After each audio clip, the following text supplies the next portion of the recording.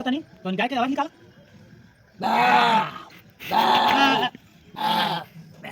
ठीक बा, बहुत देर हो गए, अब हम जा तनी प्रधान जी आ जाइए। तू 6 महीने पहले ना मिल रहत त जहर खा के हम मर गए। चलें प्रधान जी। अरे उल्टा ना याती का का रे भागलू हम अपने फांसी कर लोग था पाँच के आपका चल पुण्य चल लगा था उतार के लो आपने के ए कुछ ना इतना इतना ताम आने तांगे अरे बर्दाश्त होता नहीं कि हाथी के अपने बाप कहते नहीं यार चलें अपने अब हम जा तनी प्रधान जी आ गए। जल्दी भाग आ गई हम पर। प्रधान जी घर आ गए उल्टा ना कल भाग रे तू को का भरोसे देख देख हो ना फिर होगी और बढ़े ना एकरा बुझाता शिकार टूटल बा जे दिन पकड़ा जात बा साले के छोड़े ना कहाँ गई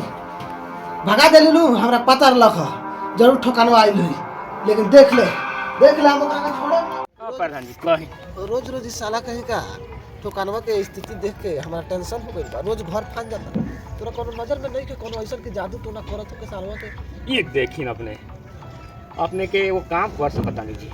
बोलो एगो बड़ा शास्त्री जी अच्छा समझ गए नी हां एमे बड़ा महारत हासिल कैले पड़ा हां कुछ बा ऐसन कह दी हम हां ठोकानवा के अच्छा। तो उनको ना लिबली बाई पक्का पक्का तंका से भरोसा करी ना अपने तो इतना दिन से तोरा ना लोकत रहो अपने समस्या बताते ना रहनी है अच्छा चल ठीक बा चलो जा ओकरे पास का 48 घंटा के बाद लड़का गांव में छक्का बन के घूमी पैसा प्रधान जी पैसा खर्च करे के पड़ी। अबे शास्त्री डोंट टेक अदरवाइज हम 12+2 बा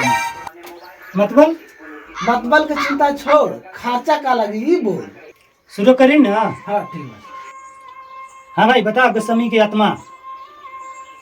का करे के पड़ी बता। का काला कुत्ता के बाएं पैर की हड्डी बानर की हड्डी दुश्मन के पैर के माटी का टट्टी ओ का ही सब मिला के लाल सिंदूर में डाल के एक दफन कर दे दुश्मन के बाएं पैर की माटी या ओकर हगल सबके घुल बना दे। अरे शास्त्री हगल काला कुकुर के बाएं पर के हड्डी हाँ दुश्मन के बाएं पर के माटी हाँ ओकर टट्टी हाँ यानी हगल हाँ का भाई का भाई ये सब के मिला के बिरयानी बना के खिला के शास्त्री चल रे उल्टा चल साला के घर से काम ना हो जाए ए उल्टन समझाओ रे इन करे के ना उल्टा चल रुकी ना अरे का रुकी यार अरे रुकी ना ये पंडित के शास्त्र विद्या पर अपने भरोसा करी न तनका जान तनी छेदिया के बेटा के नपुंसक बना देला और तनको ना लिली वाला प्रधान जी बात के सीरियस लेना रे शास्त्री तू सीरियस नहीं खिले रे उल्टा हम करें कि ना करें गोस्वामी की आत्मा बुलावत जान निकल जाता को उल्टा हम करे कि ना करी तू ये बताओ अब अरे बात कम कर आगे काम अब शुरू करते हैं। ठीक है गोस्वामी की आत्मा प्रधान जी माफी मांगा तलन माफ कर दो। सब मट्टी टट्टी के एगो घाड़ा में रख के दफन कर दे के बाद एगो मंत्र बोले के बाद ओम घुड़क घुड़क स्वाहा ओम घुड़क घुड़क स्वाहा ओम घुलक घुलक स्वाहा ओम घुलक घुलक स्वाहा ओम घुलक घुलक स्वाहा। ए याद हो जाए कि लिख लेबे। अच्छा एगो काम कर ले हमें रिकॉर्ड कर दे ओम घुलक घुलक स्वाहा ओम घुलक घुलक स्वाहा ओम घुलक घुलक स्वाहा ओम घुलक घुलक स्वाहा। रह दे अब हो जाए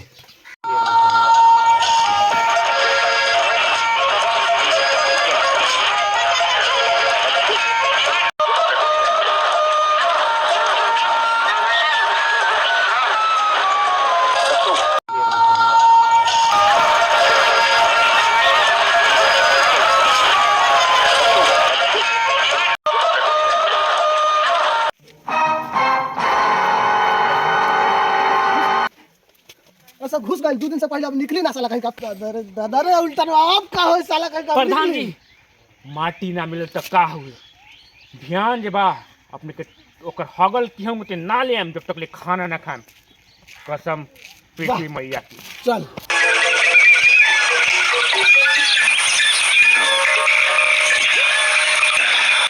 रे उल्टा अरे हगे में आई प्रधान जी वो कहीं भी रहेला लेकिन जब भी हगे के टाइम होकला यही जनावेला। अच्छा रुकी न अपने तंका देर रुकी है कौन है प्रधान जी हम एक के बोला ले 50 रुपये दे के करामुआ बाजार से ये नो हगाल उठाई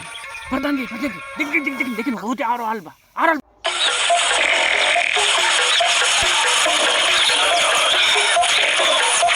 रे उल्टा लो जी कहीं ना लेके खुलत का रे ना खुली तो फिर से समस्या के बात हो जाई। खुल गई जस्ट खुल गई बैठ गई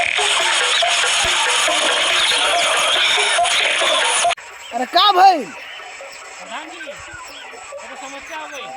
या दूध हो गइल बा अरे मैं ताजा कौन बा दूध ताजा बा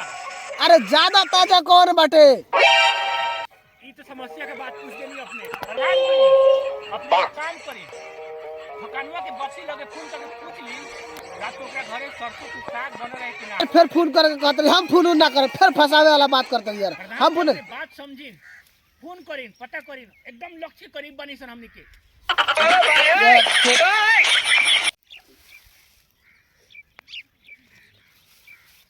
हाँ ए राउर लइका ठोकानवा रात तू का खइले रहे घर में अच्छा ठीक बा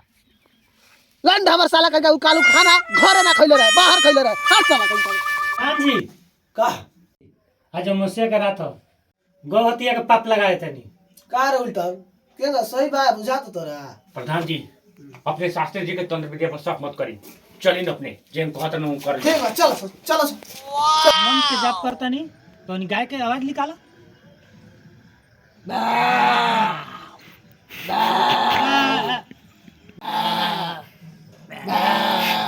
ए उल्टन बकरियों का आवाज निकालना बकरियों के पाप लग जाओ ओ